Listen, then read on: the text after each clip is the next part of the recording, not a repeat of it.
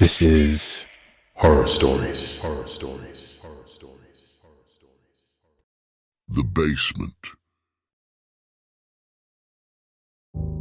Since a very young age, scary stories and hidden mysteries had captured my attention. I could say I had always been a lover of enigmas and tales lurking in the shadows. I was around 16 years old when the story I want to tell you happened. In my town, there was an old abandoned house located on the outskirts, a bit secluded from the urban core.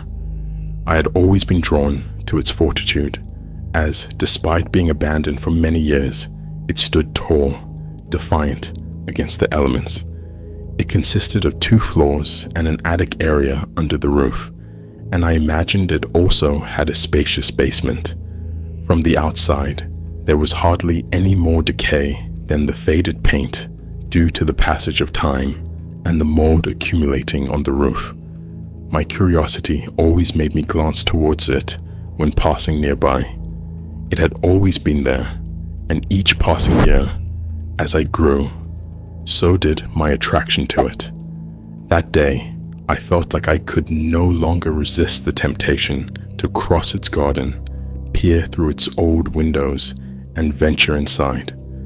I had asked around the town to anyone willing to answer about the origins of that house and the circumstances that had led it to become empty and forgotten. Truly, in the town, no one forgot it. The story surrounding the house was, in itself, a tale of tragedy that had left an indelible mark on its walls. A family had inhabited it long before I was born. A family that had inherited it from previous generations until the day everything bad happened. That day when the woman, the mother of the family, decided to end everyone who lived there. She started with her husband, whom they found the next day on the marital bed. His head was shattered as if he had been hit with a blunt object. The murder weapon was never found. Then she finished off her 3 children. The 2 little boys were in their small beds, one of them with a purplish face, indicating death by suffocation.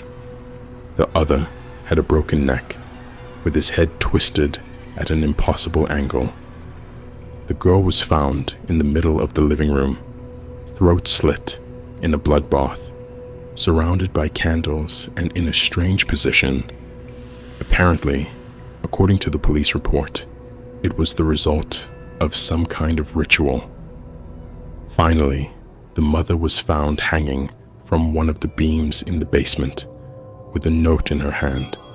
The official police report stated that her death was a suicide, as the note indicated, although what was written on it never came to light. My passion for exploring mysteries intertwined with the intrigue I felt for the house's history. The legends that had arisen from that story were varied, but all included supernatural and dark elements. Despite my interest, my skepticism stood as a barrier to these legends.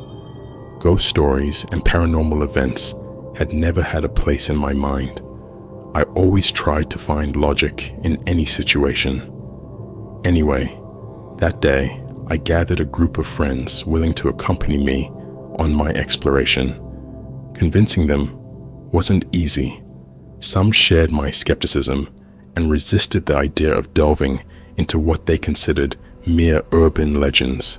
Others were intrigued but fearful of admitting it. However, my persuasive arguments and my own curiosity managed to awaken their interest and willingness to join me. To avoid surprises or curious looks from anyone who saw us entering the house, we decided to venture into exploring it in the dense and ominous darkness of the night. The moon was hidden behind a blanket of clouds, and the tree branches rustled in the wind. It was as if the universe itself was trying to warn us of the danger that awaited us. Standing in front of the house, we felt a mixture of nervousness and anxiety. At least those were my feelings. We were about to satisfy our curiosity and even witness any possible paranormal event that the legends spoke so much about. We crossed the neglected garden and began to look for a way to enter the house. We found it at the back. Simply the back door was ajar, so we cautiously pushed it open and entered, flashlights in hand and hearts beating strongly. Every step echoed on the floor, and the shadows seemed to come to life. The house seemed to have stopped in time, with furniture covered in dust and forgotten memories. As we advanced, the atmosphere became more tense, as if the house itself tried to keep us away from its secrets. We roamed the 2 floors, exploring every corner under the flashlight's beam. Personally, I loved it, and I was mesmerized by those old dusty furniture. My friends were still exploring both floors when I found the door leading to the basement, the place where all the legends and dark energies seemed to converge, as it was supposedly where the mother had taken her own life. To my surprise, the slightly open door let out a dim, flickering light from the inside. As I descended, my eyes focused on an old table covered in dust, atop which stood an ancient Ouija board, illuminated by the light of some candles. I didn't understand what those candles were doing there. The house was supposed to be empty and abandoned. I approached the table, and my trembling hands rested on the pointer of the board. The air seemed charged with electricity. At first, nothing seemed to happen, but gradually, the pointer began to move, and before me, seated in front of the board, appeared a middle-aged woman. Her face was worn with sadness, and worry lines marked it. She saw me. At the same moment, I saw her. She got scared and asked me to leave, to go away. At that moment, an unstoppable force dragged me towards her, and I felt myself entering her head. And I wasn't the only one. There was someone else there, something evil that was going to push her to obey terrible instructions. The room seemed to pulsate with dark energy, and the air vibrated with a presence so terrible that I could never have imagined anything like it. The basement had changed. It was more livable. Yes, that was the word. There was not so much dust, nor so much rust, nor did the passage of time show. I was still in the mind of that woman as I listened to a sinister voice telling her to go upstairs to the bedroom on the upper floor and beat the man sleeping there to death. Then she was forced to go to the next room and twist one of the children's necks and suffocate the other. I saw how they resisted, and I saw the damages and blows they inflicted on her, which she endured impassively. I also saw how she was struck by a teenage girl from behind, and how she turned around to subsequently grab her and drag her downstairs to the center of the living room, but passing through the kitchen first to retrieve a knife from one of the drawers, with which she would later slit her throat. All of this I saw through the eyes of that woman.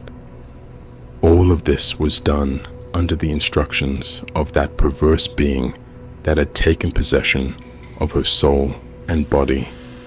After witnessing an infamous ritual around the body of the slaughtered girl, we descended to the basement, where the voice gave the following instructions: make it look like a suicide. And it continued: I already have a new host. I don't need you anymore. Suddenly, I stopped being in the mind of that woman and again found myself in my own body. The basement room was again dusty, and its condition was decadent. There were no candles or Ouija board, but I felt like I wasn't alone. I was terrified and in a state of shock after the experience I had just lived through. I have vague memories of what happened next, but in my mind, I retained the scene where I called my friends and we ran out of the house. sheltered by the darkness of the night. The next morning, I woke up in my bed, drowsy and exhausted. It was Saturday. I went to the kitchen for breakfast, and there were my parents watching TV with surprised faces, seeing the disturbing news that the bodies of some young people had been found in the old abandoned house, and they had allegedly been murdered. At that moment, I felt confused. I had been there during the night. What the hell had happened?